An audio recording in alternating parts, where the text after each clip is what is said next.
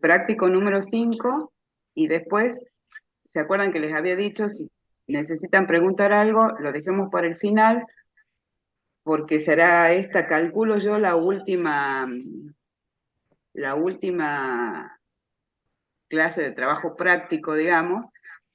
Tal vez la semana que viene habilitemos una clase de consulta por las dudas alguno les requiera, si así lo necesitan, manden el mensajito al aula virtual y vemos si nos podemos organizar para una clase más.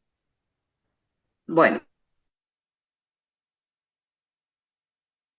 la pregunta era, explique el control de tutela en las universidades nacionales, el artículo 32 de la Ley de Educación Superior. Nada, íbamos al artículo 32. ¿Alguna quiere leer la respuesta, por favor? Buenas tardes, profesora.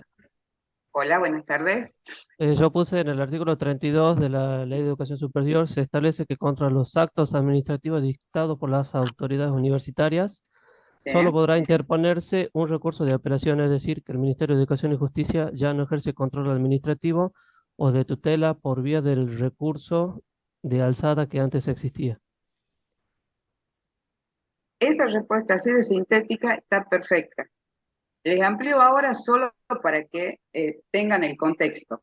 Recuerden que hasta ese momento el decreto reglamentario de la Ley de Procedimiento Administrativo establecía en el artículo 94 que existía contra los actos administrativos de las máximas autoridades de los entes autárquicos, ¿sí? El recurso denominado de alzada, y ese recurso lo resolvía el Ministerio de Educación. ¿Sí? Eso, hagan el link con el tema de la autonomía.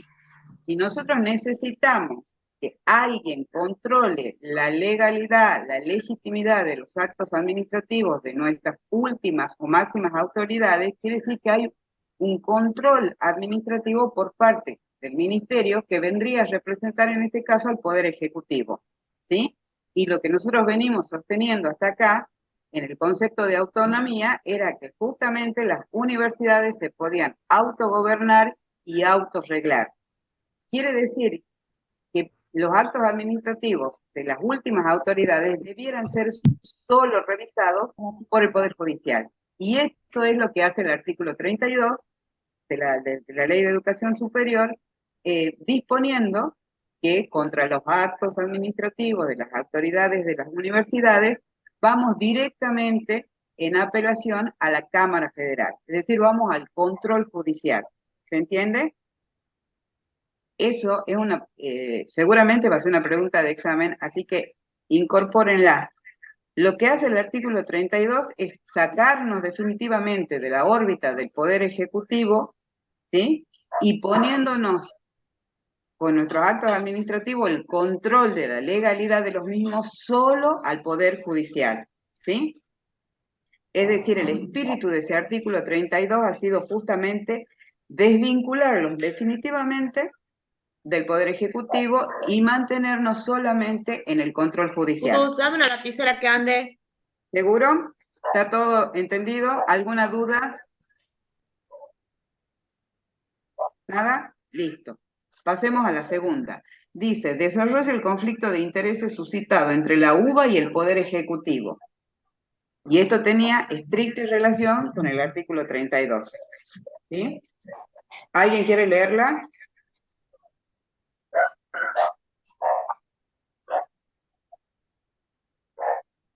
Yo les voy a contar el cuentito de la resolución, hasta llegar a la resolución de la Corte de manera breve, porque cuando ustedes tengan que contar una jurisprudencia, sean breves, no necesitamos tantos datos.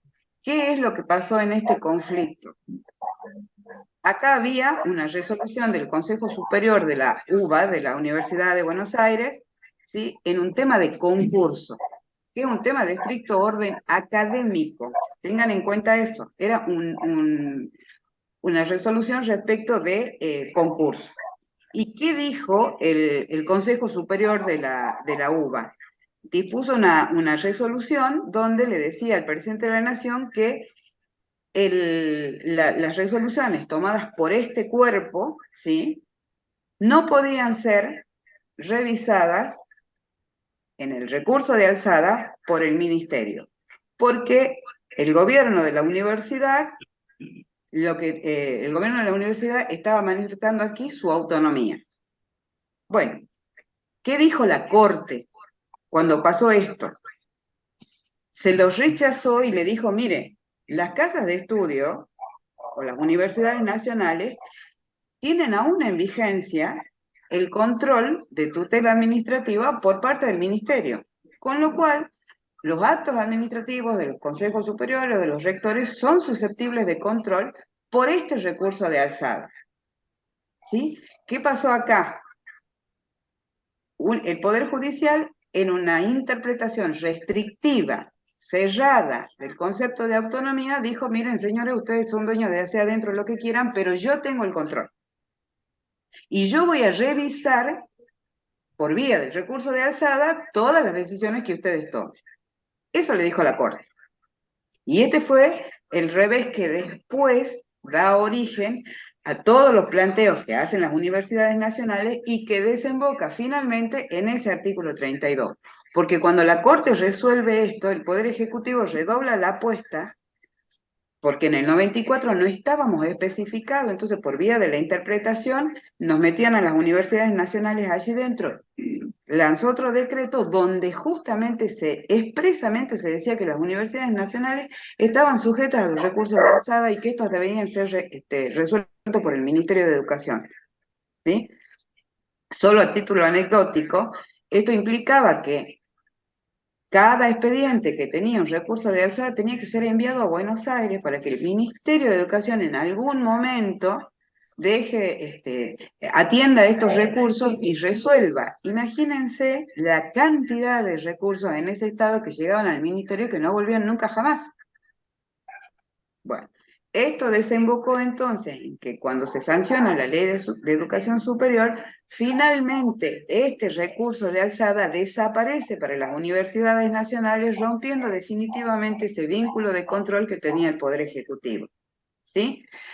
Y yo les hacía mención en el encuentro pasado que esto tiene una doble cara, ¿sí? Si yo voy en apelación por vía del 32, estoy perdiendo una instancia judicial, porque ya no me resuelve el juez de primera instancia en el federal, sino que me resuelve directamente la Cámara.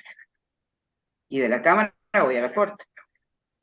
¿Sí? En lugar de tener 3 instancias, perdí una. Pero el control es directamente judicial.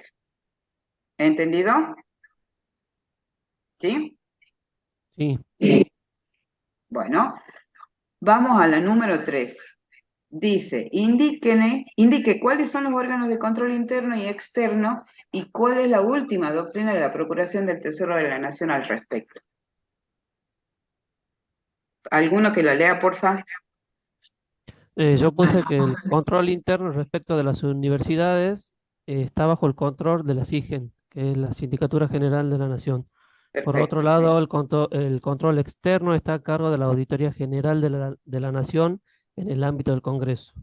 La última doctrina de procuración del Tesoro de la Nación al respecto Sí. fue emitir un dictamen en el cual se hizo referencia a que las universidades solamente debían estar bajo la órbita de la Auditoría General de la Nación y no bajo el SIGEN. Bien. Les cuento un poco la historia para que la recordemos. La Ley de Educación Superior establece como órganos de control interno las auditorías internas. En la universidad, los que elaboramos en la universidad sabemos que existe la auditoría interna, ¿verdad?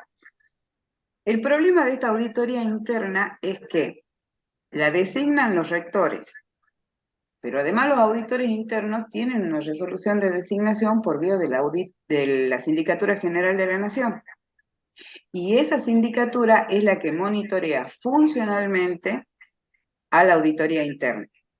Esta fue una lucha de las universidades desde el mismo momento en que se sanciona la ley, porque se supone que los mecanismos de control interno, si nosotros, de nuevo con el término de autonomía, y fíjense cómo los repetimos en todos los ámbitos, si nosotros somos capaces de autorregularnos, deberíamos tener la posibilidad de autorregularnos los mecanismos de control. Con lo cual, funcionalmente, las auditorías internas deberían responder solo al rector y determinar cuáles son los mecanismos de auditoría, cuáles son los mecanismos de control, cómo se audita, qué se audita, cuándo se audita. ¿Sí? Bueno, esto fue una discusión eterna de muchos años, y por supuesto la UBA, ¿qué hizo? Hace mucho ya, el Consejo Superior dispuso la creación de su auditoría general con los mecanismos para auditarse internamente. Bueno, finalmente, en diciembre del año pasado, la Procuración, ya con el antecedente de que el CIN, el Consejo Interuniversitario Nacional, en su oportunidad, justamente promoviendo este movimiento por parte de los rectores de todas las universidades, ya hizo el planteo y dijo, miren, las universidades no estamos sujetas a ese control, deberíamos poder establecer cuáles son los mecanismos de control interno que cada una cree necesarios. Bueno, esto finalmente derivó por fin en un dictamen larguísimo de la Procuración de la Nación, en donde efectivamente dice que las universidades nacionales debieran dictarse sus propias normas de auditoría. ¿Sí? Entonces, esto no significa que nosotros no tengamos control externo. De nuevo, nos alejamos del Poder Ejecutivo y nos acercamos a nuestro órgano de creación, que es el Congreso. Por lo tanto, el control externo sigue siendo la Auditoría General de la Nación, porque somos un ente, un órgano creado por una ley. ¿Mm? La Auditoría General de la Nación hace circuito. Audita todos los organismos nacionales, cuando termina vuelve a empezar y así sucesivamente. Entonces, las auditorías que hace la AGN son publicadas, ustedes las pueden ver en la página de la Auditoría General de la Nación, busquen Universidad Nacional de Tucumán y van a ver los informes de auditoría que sistemáticamente viene haciendo la AGN. De modo que esto no significa que las universidades se aparten de un control externo. Lo que nosotros decimos es que el control externo solo le corresponde a la Auditoría General de la Nación y que las auditorías internas deben poder autorregularse por cada una de las universidades. ¿Sí? Bien, ¿queda claro eso?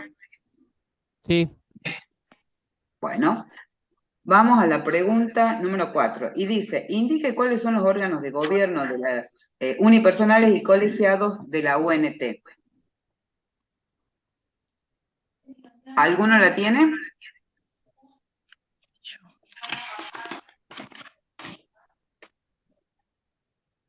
¿Quiere que lea yo, doctora? Sí, por favor.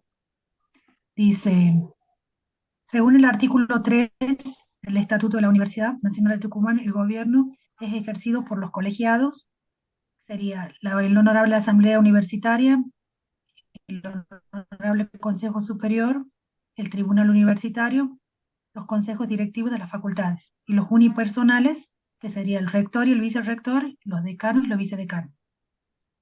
Perfecto. Entonces, siempre linké unipersonal es el ejercido por una persona. En el colegiado, ¿qué tenemos? El cogobierno. Vayan relacionando los términos. Si ustedes tienen un órgano colegiado, quiere decir que ahí hay cogobierno, porque están representados varios estamentos. En el caso nuestro, tenemos una representación cuatripartita, porque tenemos docentes, no docentes, graduados y estudiantes. ¿Mm? Bien, entonces, los órganos colegiados, los órganos de gobierno están delimitados expresamente en el artículo 3. ¿Sí? Y dice, Asamblea Universitaria, Consejo Superior, Tribunal Universitario, Consejo Directivo, esos serían los 4 órganos colegiados. Mientras tendríamos como órganos de gobierno unipersonales, rector y vicerrector, decanos y vicedecanos. ¿Sí? Por ahí en algunas respuestas han puesto consejo de decanos. No. En el artículo 3 están expresamente enumerados los órganos de gobierno de la universidad. ¿Sí? Recomendación, lean el estatuto, no para que se lo aprendan de memoria, pero sí para que sepan cosas fundamentales como estas. ¿Sí? Bien. La número 4, no, perdón, la 5, dice, diferencie conceptualmente competencia de atribuciones y distinga las figuras de la delegación y de la avocación. ¿Alguno, por favor, que lea?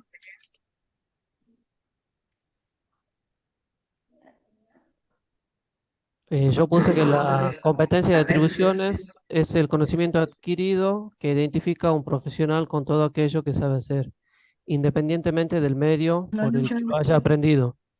A diferencia de la atribución, que es una capacidad legal de realizar determinados trabajos dentro del ámbito de la profesión. Por otro lado, cuando hablamos de delegación, nos referimos a la transferencia del ejercicio de la competencia de un órgano a otro de menor jerarquía, lo cual se distingue de la avocación, que es el acto por el cual el superior jerárquico asume el conocimiento o la de uno de inferior jerarquía. Bien. Primera cosa, cuando vos has definido competencias y atribuciones, te estabas refiriendo a las competencias y atribuciones de una profesión. Y Sí, nosotros estamos acá hablando de la competencia y de las atribuciones de los órganos de gobierno. bien. Con lo cual, la primera parte no es lo que estamos preguntando. ¿Puedo Bien. leerla yo? A ver, Dice, la competencia se define como el conjunto de funciones que puede legítimamente ejercer un órgano. Nos da la medida y los límites de las actividades o atribuciones que éste puede ejercer, delimitando un ámbito válido de actuación. Artículo 3, artículo 4, Ley de Procedimiento Administrativo. esa es la Delegación. Bien, te Delegación. paro ahí un poquito. Sí. Esa es la competencia. La atribución de funciones que tiene legítimamente un órgano. ¿Para qué tengo competencia? ¿Para qué tiene competencia el órgano rector? Tienen un listado, usted ejerce la representación legal. Les voy a poner el ejemplo para que les quede bien clarito. La competencia es la capacidad que tiene ese órgano para actuar, ¿sí? El ámbito en el que puede actuar. ¿Sí? Dice las funciones que puede legítimamente ejercer un órgano. Entre las funciones del rector dice ejercer la representación legal de la universidad. Esa es la competencia. ¿Quién es el representante? El único representante legal de la universidad, el rector. Cuando el rector firma un convenio en nombre de la universidad, ahí está haciendo uso de esa competencia a través de una atribución, ¿sí? Firma el convenio porque tiene la atribución de competencia para hacerlo, ¿sí? No dice el artículo, el rector debe firmar los convenios con otras instituciones. No, dice tiene la representación legal. Esa es la competencia. ¿Cuál es la atribución? Firmar el convenio. ¿Se entiende? Entonces, ustedes cuando piensan en la competencia, piensan en las capacidades que tiene ese órgano para actuar, en las funciones que tiene para actuar. Y si ustedes se fijan en el reglamento, el rector tiene un listado en el estatuto, perdón, el rector tiene un listado de competencias y el Consejo Superior otro listado de competencias. ¿Sí? Entonces, son dos órganos superiores, cada uno con su propia competencia. No, el rector no controla el Consejo Superior no controla el rector, porque tienen competencias distintas. ¿Sí? Cada uno actúa en su ámbito competencial. Ustedes en el apunte tienen una diferenciación entre la competencia en razón de la materia, en razón del tiempo, en razón del grado, en razón del territorio. Esa enumeración, léanla para más o menos entender de qué se trata en cada caso. No es necesario que sepan detalladamente cada una de ellas, porque la verdad es que eso es muy específico, ¿sí? Pero sí tienen que saber que las competencias son las funciones que legítimamente puede ejercer un órgano. ¿Sí? Si yo le digo, ejemplifique las funciones, 3, 4 funciones que legítimamente puede ejercer el señor rector. ¿Qué voy a pensar yo? ¿Cuáles son las competencias que tiene el rector? Por ejemplo, designar el personal no docente, ser el representante legal de la universidad, disponer, tiene el poder disciplinario sobre los empleados no docentes. ¿Sí? Esas son competencias. ¿Está? ¿Queda claro Sí, eso? sí. Bien.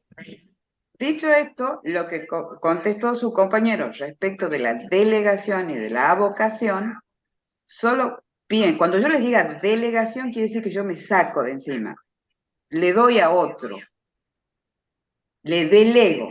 Ejemplo de manual. ¿Quién puede firmar los convenios? El rector.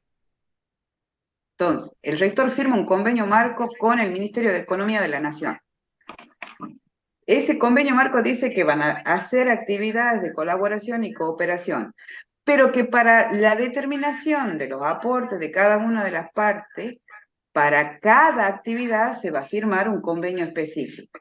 Por ejemplo, digo, convenio específico, el Ministerio de Economía de la Nación va a dictar un curso de capacitación para los auditores internos. ¿Sí? Y entonces el rector puede decir que los convenios marcos serán suscriptos por el decano de Ciencias Económicas.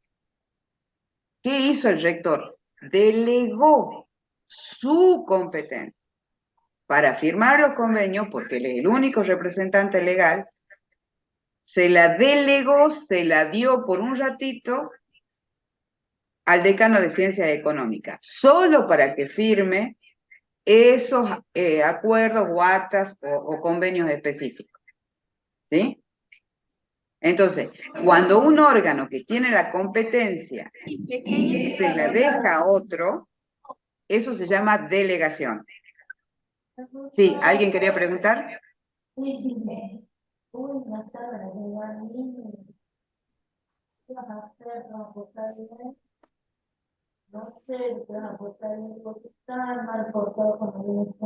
No, profe, se hace que parece que tiene abierto el El micrófono. micrófono, ¿no? Sí, Cierren los sí, micrófonos, por favor. Bueno, y la contracara de la delegación sería la avocación. Cuando yo tomo una competencia que no es mía, es del órgano inferior y yo la tomo para mí. Si, por ejemplo, el Consejo Superior decidiera abocarse a resolver un recurso que en primera instancia debiera resolver un consejo directivo, es que se ha tomado esa competencia y lo resuelve solo. ¿Se entiende? Entonces, en un caso yo me saco la competencia, en otro la tomo a la competencia de otro órgano inferior. ¿Se entendió? Sí. Bien. Vamos a la siguiente. Describa cuáles son las características especiales de la asamblea universitaria. ¿Alguien la quiere leer, por favor?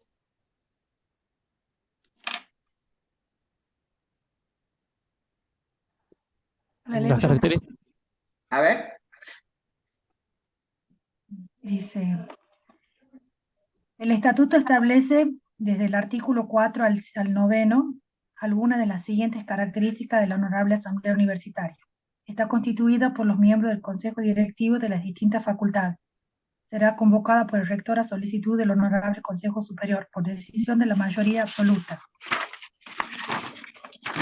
Dice, y los miembros presentes o podrán autoconvocarse por el petitorio de un tercio de sus miembros. Para funcionar, la Honorable Asamblea Universitaria necesita un quórum de la mayoría absoluta. Tiene como función elegir el rector y vicerrector, resolver sobre la renuncia del rector o vicerrector, remover el rector y o vicerrector por causa justificada, mediante el voto de los 2/3 de la total de sus miembros y a pedido del Honorable Consejo Superior. Reforma del Estatuto de la Universidad. Bueno, entonces, las características, ¿cuáles son? Es que si bien es un órgano de gobierno, es un órgano de gobierno muy particular. ¿Por qué? Porque tiene funciones muy acotadas.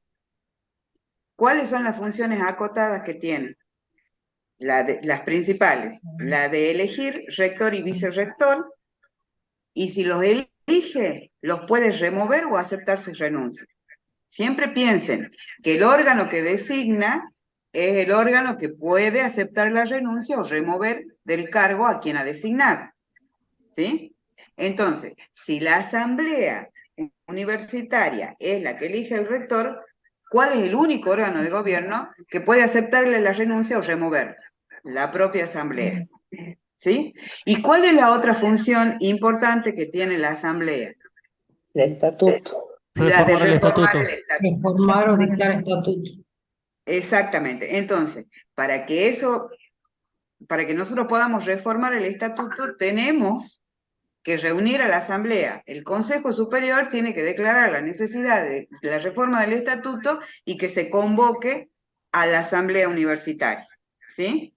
Entonces, la característica es que es un órgano de gobierno, pero no es un órgano ordinario de gobierno como lo sería el rector, el Consejo Superior, los vicerrectores y los consejos de las facultades. Es un órgano peculiar porque tiene muy acotadas sus competencias. Y además, el estatuto se ha ocupado de establecer cuáles son las mayorías necesarias para que se reforme el estatuto, para aceptar la renuncia, para remover el rector. ¿Sí? Tienen quórum determinado. Bien, entonces, eso tengan en cuenta. Es un órgano de gobierno que no es un órgano de gobierno ordinario. ¿Sí? Tiene las competencias muy acotadas. Solo se reúne para determinadas cosas establecidas en el estatuto. ¿Sí? Con mecanismos ahí establecidos. ¿Bien? Sí. Recomendación, lean el estatuto. Nunca le pediremos, jamás le pediremos un artículo de memoria, ni mucho menos. No quiero que me digan, el artículo 4 dice que... No, no, no. Denme las características. Por eso nunca es la pregunta, nunca es el artículo en sí, salvo el 32, que es muy específico. Pero en estos casos, la pregunta era, ¿cuáles son las características de la asamblea? Entonces, con que ustedes me digan, la asamblea universitaria es un órgano de gobierno no ordinario, es peculiar porque tiene competencias acotadas, elige y remueve o acepta renuncia del rector, vicerrector y modifica o promulga un estatuto. Suficiente, porque yo ya sé que ustedes han entendido que es un órgano de gobierno, que no tiene las mismas características que los otros y que tiene establecido en el estatuto cuáles son sus competencias acotadas. ¿Se entiende? Sí. Yo les repito siempre esta cuestión de no traten de aprender artículos de memoria porque les va a resultar imposible. Imposible. Estudien características, lean y asimilen ustedes de qué se trata el órgano. ¿Sí? Bien, vamos a la 7. Dice, según la Ley de Educación Superior, describa la forma de financiamiento de las universidades nacionales. ¿Alguien ha contestado esa pregunta? Nosotros, profe, hemos puesto que el Estado Nacional es el encargado de otorgar el presupuesto anual general para las casas de estudios de la Administración Pública Nacional. A su vez, las mismas podrán generar recursos adicionales mediante la venta de bienes, productos o servicios dados por las unidades de vinculación tecnológicas. Porque ahí hemos repetido mediante de vuelta, así que... Sí, les he corregido la redacción. Perdón. Perfecto. Lo que ustedes tienen que tener claro es que el presupuesto que sostienen las universidades nacionales está determinado en el presupuesto de la nación, ¿sí? El Tesoro de la Nación es el que nos proporciona los medios económicos para el sostenimiento de las universidades. Además, la ley nos habilita esto yo ya se los expliqué, pero repito de nuevo, la ley nos habilita a generar lo que nosotros conocemos en la jerga común como recurso propio. Lo que hizo la ley en este caso es establecer esto que se llama unidades de vinculación tecnológica o unidades de negocio, que son las encargadas de la venta de servicios de la universidad al medio. Podemos hacer acuerdos con entidades nacionales o privadas, públicas o privadas. Generalmente son programas en los que comprometemos investigación o hacemos alguna tarea de asesoramiento.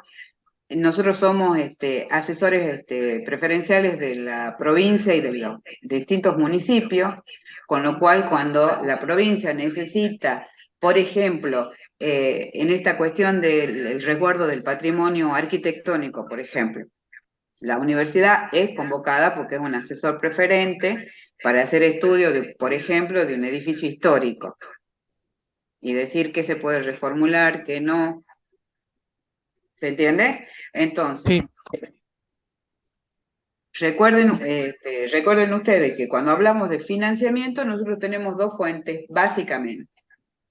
Los recursos que nos provee la nación, más lo que nosotros conocemos como recursos propios generados, ahora sí, por un órgano desconcentrado o otra dependencia de la universidad, como es la unidad de vinculación tecnológica. Y la universidad tiene un reglamento propio para la unidad de vinculación tecnológica, donde establece cuáles son los mecanismos para la venta de servicios, cuáles son los porcentajes que deben repartirse, porque está claro que hay unidades académicas que tienen mayor posibilidad de venta de servicios que otras. No debiera ser así, pero lo es. ¿Sí? El financiamiento es una cosa que ha ido variando mucho a lo largo de las leyes universitarias, la manera de fijarlo. Con lo cual yo les recomiendo que siempre que lean leyes, lean el financiamiento, cómo fue Producto Interno en cada uno de los casos. Ay, se escucha. ¿Alguien tiene el micrófono abierto? Por favor, apáguenlo. No se escucha entrecortado. ¿Nos puede silenciar usted? Ya, ustedes me dicen eso y no saben en el lío en que me meten, porque no sé dónde tengo que... Se escucha muy entrecortado, no se Están escucha pidiendo nada. cosas muy Perdón. complicadas. Me están pidiendo cosas muy complicadas, por favor.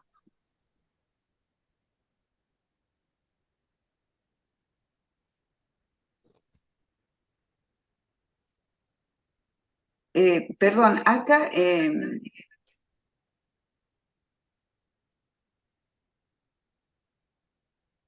ya le han dicho quién tiene el micrófono prendido. Bueno, listo, muchas gracias.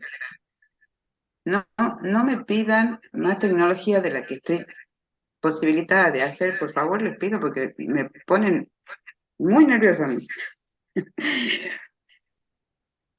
Nunca me hagan preguntas tecnológicas, les pido por favor. Bueno, vamos a la siguiente, y es que se describa la competencia del Tribunal Universitario en la UNT e indique su funcionamiento actual. Veamos quién ha contestado. Yo puse que el Tribunal Universitario en la UNT es competente para atender asuntos de índole judiciales. En la actualidad, el tribunal universitario debe atender juicio académico en el que esté involucrado personal docente.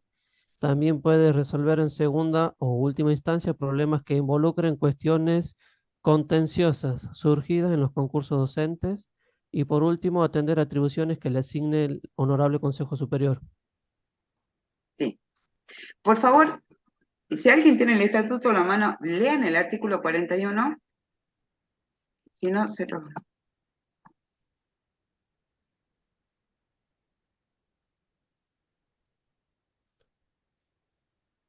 Si no, se los leo yo. Sí, Y el artículo... A ver, decilo.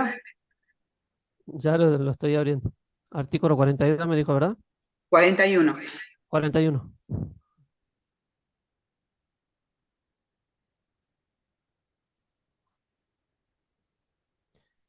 Las resoluciones del Tribunal Universitario solo serán recurribles en sede judicial. Bien. Vamos por partes. Entonces, el ¿y cuál es el funcionamiento actual? Profesora, ¿Sí? en esta, No tiene funciones actualmente. eso, exactamente eso. En este momento las atribuciones las tiene el superior porque no está conformado el tribunal universitario. Universitario. Bien. Bueno, vamos por partes. Entonces, el tribunal universitario, otra vez un órgano colegiado con la representación de docentes y está pensado para resolver las cuestiones contenciosas, y cuando yo digo contenciosa es donde hay intereses contrapuestos, y da como ejemplo los concursos. Cuando se rinde un concurso, se impugna el dictamen, la resolución, y la última instancia sería el tribunal universitario, ¿sí? Es el que va a ejercer el poder disciplinario sobre docentes, ¿sí? Los juicios académicos debería realizarlos el tribunal universitario, ¿sí? ¿Cuál es la realidad del tribunal universitario en la UNT? Lo tendríamos que tener porque la ley ordena que uno de los órganos de gobierno es el tribunal universitario. El Consejo Superior reglamentó la composición del tribunal universitario, las funciones específicas y los procedimientos que debía seguir. Lo que no se hizo nunca es constituirlo. Es decir, nunca se designó a los miembros del tribunal universitario para conformarlo y que comience a funcionar. Como esas atribuciones que tiene el tribunal universitario, alguien las tiene que tener, ¿qué hizo el Consejo Superior? Las tomó para sí y dijo, hasta que se constituya, vamos a seguir resolviendo las cuestiones contenciosas administrativas, los juicios académicos, etcétera, etcétera. ¿Sí? La realidad es que no lo constituimos nunca. Y les hice leer el artículo 41, porque no es un detalle menor decir que las resoluciones del tribunal universitario van a ser solo controladas, de nuevo el control de tutela administrativa, solo por el Poder Judicial. ¿Sí? Recuerden de nuevo que el artículo 41, establece que ese tribunal va a dictar resoluciones de un órgano superior, que es la última instancia. El tribunal universitario, en un caso, por ejemplo, de un concurso contencioso, lo que resuelve ese tribunal cierra la vía administrativa, clausura la vía administrativa, y esa resolución del tribunal solo sería apelable vía el artículo 32. ¿Sí? ¿Se dan cuenta cómo si ustedes van siguiendo y van linkeando lo que van leyendo, van a poder ir relacionando? Esto es una marca más para la autonomía. ¿Sí? Contra mis actos administrativos solo resisto el control judicial.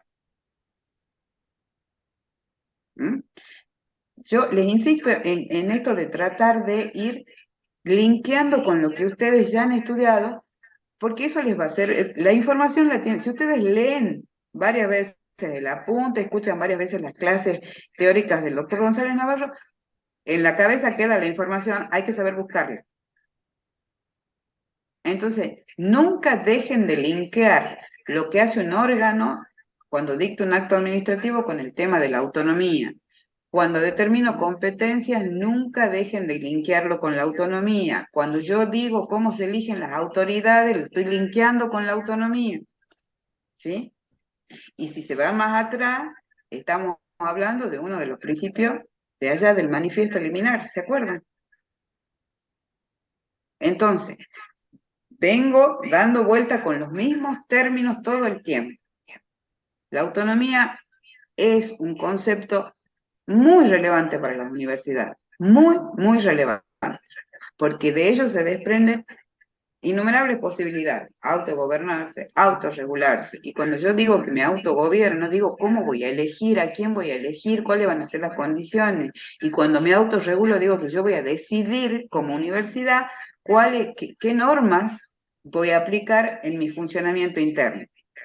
en lo académico y en lo administrativo. Y cuando digo administrativo, digo no solamente de procedimiento, sino digo financiero, digo económico, ¿sí? Entonces, en la medida en que ustedes puedan relacionar, van a ver que solo van a poder llegar a estas conclusiones. ¿Por qué las decisiones de un tribunal universitario no pueden ser apeladas más que en sede judicial?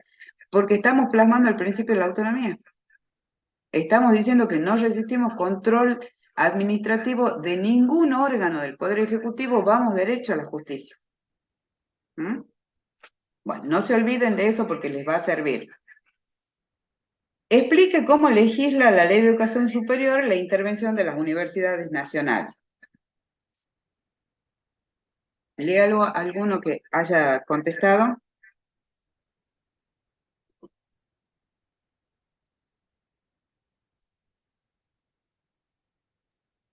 Para los que no la contestaron, el artículo 30 de la Ley de Educación Superior es el que establece taxativamente cuáles son las causales de intervención.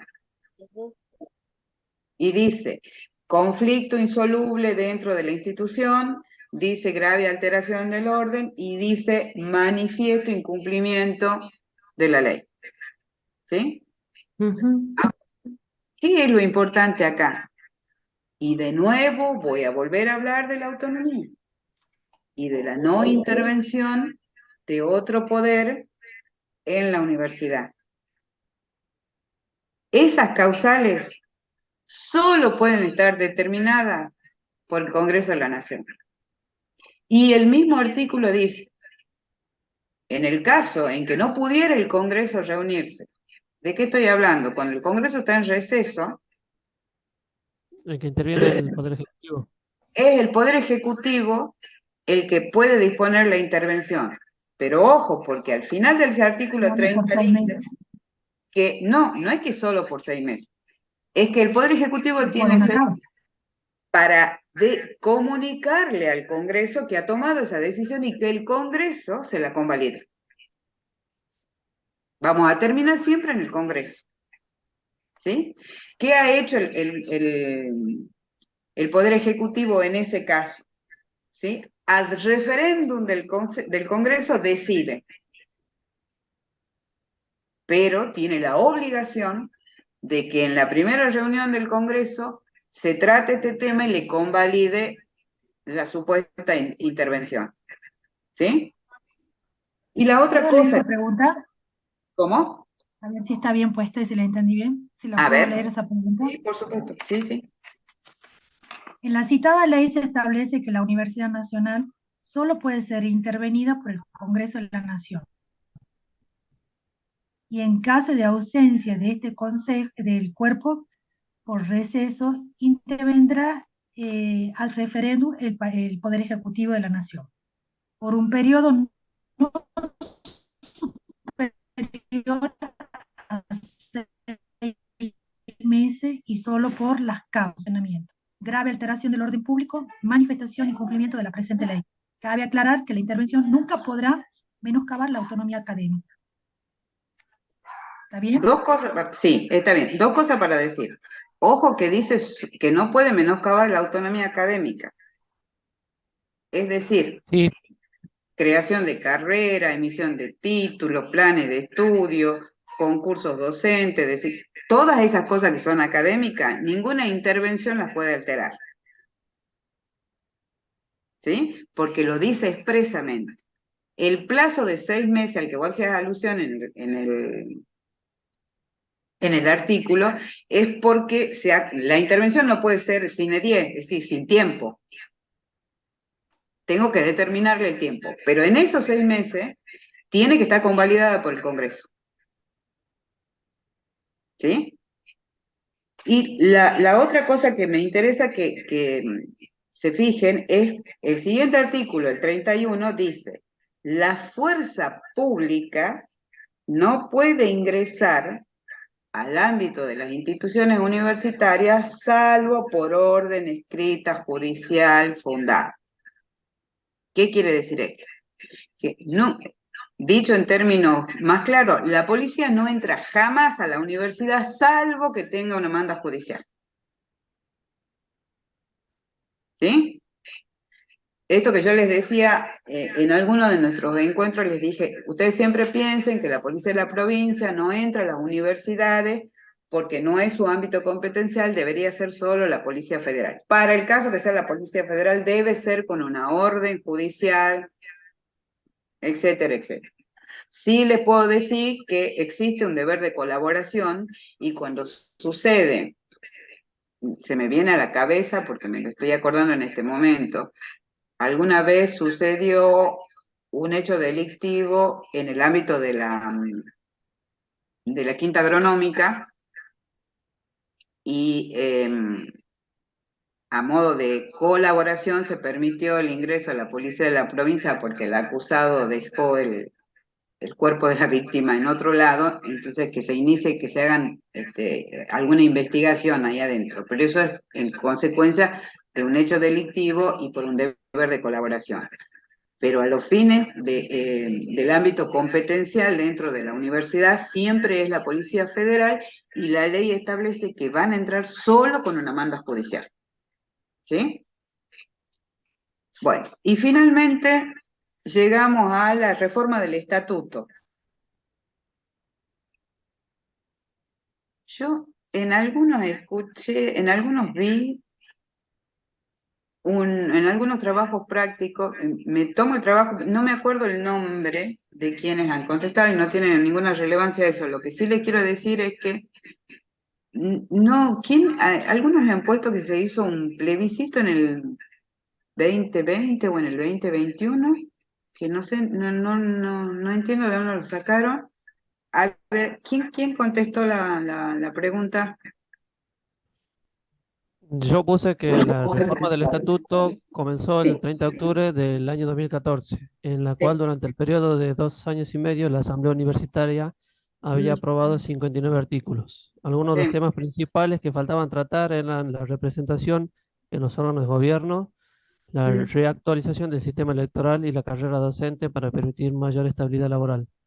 Pero sí. llegado el año 2017 no habían podido terminar de discutir todo el articulado correspondiente al estatuto de la UNT, quedando dos temas pendientes, que era la representación en los órganos de gobierno y el sistema electoral, pero que esto Mm, no se podría tratar sin antes terminar de resolver los artículos del sistema financiero.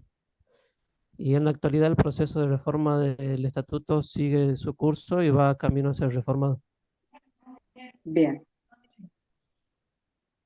Efectivamente, en el 2014, cuando empecé a corregir, me vino a la cabeza todo el proceso de reforma y no me acordaba que estábamos tan lejos. En el 2014 comienza la reforma del estatuto.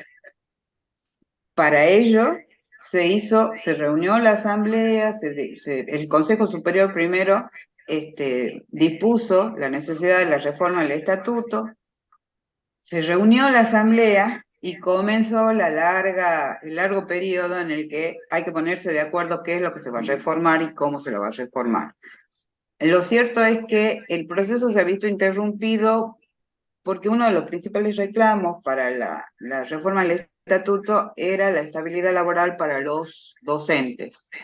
En el 2015 se firma el convenio colectivo de trabajo para los docentes de instituciones universitarias, con lo cual el principal reclamo había quedado saldado, porque el convenio colectivo vino a darle a los docentes una estabilidad que no tenían. Explico que los docentes rendían concurso, tenían una designación por 5 o 3 años, según se tratara de profesores o de JTP. Al término de ello tenían una evaluación en la que no competían con nadie más que consigo mismo, porque era informe de desempeño, volvían a tener la designación por el mismo tiempo y recién volvían a rendir concurso. Entonces el mecanismo era concurso, evaluación, concurso. El convenio colectivo lo que vino es a cambiar esta metodología y establecer para todas las universidades que el ingreso a la carrera docente, a lo que se denominó la carrera docente, es por concurso. Ahora, una vez que yo entré por concurso para conservar ese cargo, tengo evaluaciones periódicas. En el caso de la Universidad Nacional de Tucumán dispuso que es cada 5 años. si yo voy a ascender, sí rindo concurso de nuevo, pero si conservo mi cargo solo es con evaluaciones periódicas en las que no compito con nadie, sino que lo que se ve es el informe de desempeño. ¿Sí? Bueno, quedó trabado ahí el proceso de reforma del estatuto y estamos en el 2023 sin poder concluirlo aún. En algún momento ese proceso que se ha iniciado tiene que cerrarse y tenemos que tener un nuevo estatuto que deberá ser promulgado y reemplazar este que tenemos. Otro de los puntos importantes era la participación de algunos órganos, bien digo, de la universidad, de algunos entes desconcentrados, como son las escuelas experimentales, que no tienen representación ni en el Consejo Superior, ni en la Asamblea, ni para la elección de rector. ¿Se entiende? Esto es lo que también se discutía. Y la discusión respecto del sistema electoral.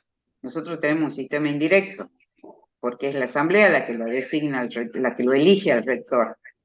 Si bien esas asambleas están conformadas por los consejos directivos de cada unidad académica, que a su vez esos representantes fueron elegidos por sus pares, ¿sí? La elección es indirecta. No hay, cada docente, cada estudiante, cada graduado no elige el rector, elige los representantes en los consejos directivos que después van a conformar la asamblea y eligen el rector. Entonces, el procedimiento está inconcluso, como bien han dicho sus compañeros, se inició en el 2014 y aún no lo hemos terminado. Bueno, listo el práctico 5. Yo les quiero decir que desde el práctico 1 a han mejorado muchísimo. Repito lo de siempre, por favor lean las consignas despacito, leanla enteras, no lean la mitad y la otra interpreten porque se van a hacer bollos solo ustedes y no van a poder contestar. ¿Sí? Yo me hice una listita acá, solo para recordarles. Recuerden que una vez más, solo vamos a preguntar lo que se dijo en clase, no hay nada fuera de eso. Pónganle atención a que el manifiesto liminar de la reforma del 18 con su manifiesto liminar es un antes y un después. Es importante que ustedes tengan claro qué se modificó a partir de ahí, cuáles han sido los principios de la reforma. Hola. ¿Sí? Perfecto. ¿Sí? Con respecto al manifiesto liminar, todavía no podemos acceder a la consulta. Recuerda que yo siempre le vengo pidiendo, por favor, que nos los mande o que los suba, ya que nadie la grabó a la consulta del manifiesto liminar. Ajá. Entonces, Yo le subir pero bueno, Yo lamentablemente le he dicho, no puedo. sí, he llevado mi computadora, pero creía que ya la habían subido. Déjame que le pregunte a Carlita de nuevo. Te prometo que ahora, ni bien termine esta clase, le voy a preguntar a Carlita cómo hago para subirla. Por favor, porque es la única que nos faltaría en sí estar seguros, porque el manifiesto, bueno, si bien fue como interpretación del manifiesto de manera personal, y entonces, bueno, muchos nos hemos confundido en varias cosas. Sí, y lean el apunte, porque los principios están enumerados, entiendan cuál es cada uno de los principios, pónganle mucha atención a eso. La otra cosa que, en el tema de las leyes universitarias, por supuesto que no es necesario que sepan todas y cada una. Agrúpenlas en periodo, sepan diferenciar una ley marco de una ley reglamentaria, eso es importantísimo. En esos periodos, cómo se ha tratado la autonomía, el cogobierno, el financiamiento, la intervención, cómo se han tratado las universidades en las leyes en el periodo democrático y en los de facto. Recuerden siempre la dicotomía laica o libre. Tengan clara cuál ha sido la importancia de la reforma constitucional en el tema de la autonomía. Diferencian autonomía de autarquía. acuérdense de la ubicación de las universidades nacionales en el entramado de la administración pública nacional y la doctrina de la doctora Reidis de las autoridades administrativas independientes las tienen en el apunte que les subió el doctor y él la ha explicado perfecto. Eso es una cosa importante, entender en qué lugar de la administración pública están las universidades nacionales. Eso. Y después lean el estatuto de la universidad. La ley de educación superior y el estatuto son dos cosas que no pueden dejar de leer. Repito, nadie les va a preguntar particularmente, salvo el artículo 32 de la tutela. Si ustedes pueden explicar de qué se trata la tutela administrativa y cómo ha cambiado, cómo es antes y después, para nosotros es suficiente. A veces leer un artículo es como muy complicado porque tiene como muchos términos técnicos. En el apunte están más desmenuzados, más explicados. Escuchen la clase porque el doctor ha sido claro en eso, para que ustedes puedan explicar brevemente, cada una de las consignas que se les pongan. No se larguen a escribir cosas que no se les preguntan, porque no tiene sentido, no les va a sumar escribir más de lo que se pregunta. Es preferible que contesten corto y conciso, porque para nosotros entonces ustedes han entendido de lo que estamos hablando, y no que escriban largo que no tenga nada que ver con la pregunta. ¿Hay alguna duda puntual, específica? ¿Alguien quiere preguntar algo?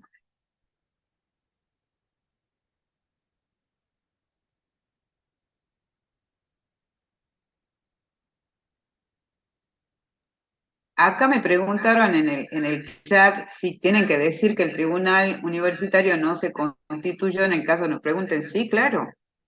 Sí, sí.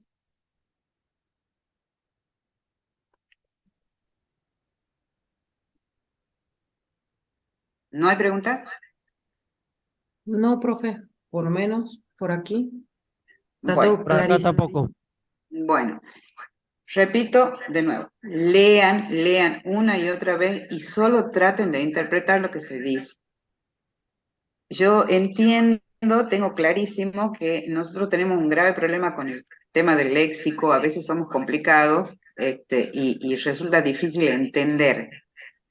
Pero el apunte está pensado para que ustedes entiendan de lo que estamos hablando.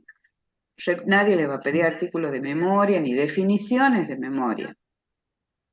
Ustedes tienen que tratar de explicar y en la medida en que yo vea que alguien ha explicado con sus palabras y ha entendido el concepto, para mí está suficiente. ¿Sí? Se supone que el parcial es el día 20, ¿verdad? Sí. Sí, Y ya nos dirán en qué lugar físico va a ser. Recomendación, solo lápiz y papel, lapicera y papel. Por favor, pongan sus nombres claros. Traten de escribir lo más claro posible, porque a veces no es que no lo han entendido, sino que no les entendemos la letra y es complicado. Yo les pido que traten de escribir claramente, no va a ser largo de ninguna manera, ni puntilloso ni detallado, solo queremos que hayan entendido cuál ha sido la evolución de las leyes universitarias hasta la actualidad y cómo han ido cambiando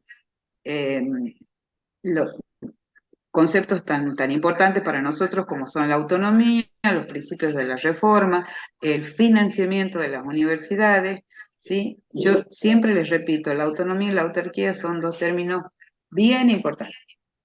Repasen y estudien todo lo que tenga que ver con eso y traten de irlos relacionando porque ustedes se van a dar cuenta que toda la actuación de las universidades depende de su grado de autonomía y de autarquía.